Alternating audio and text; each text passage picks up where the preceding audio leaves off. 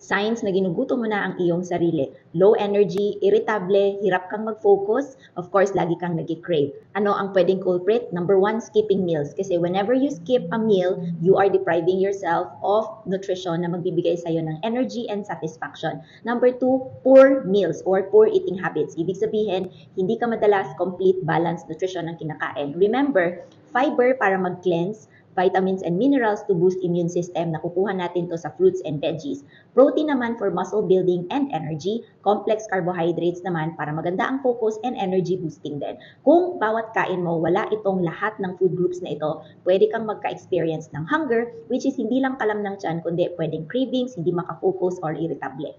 So remember, whenever you feel sluggish, tinatamad, wala ka sa mood, pwedeng hindi ka lang talaga tamad, kundi lack of energy due to poor nutrition or skipping meals. So that's why sa aming 6 weeks coaching challenge, we will teach you snack options, meal guide, hindi nagpapagutom habang nag-shape up ang iyong katawan kasi long-term result ng pag-shape up natin ay dapat sustainable yung ginagawa, balanced nutrition ang pinapasok sa katawan, hindi deprivation. Remember, never naging solution ang dinideprive ang sarili. So are you looking for a wellness coach that will guide you ano yung dapat gawin to manage your weight the healthy and right way? DM us for free consultation.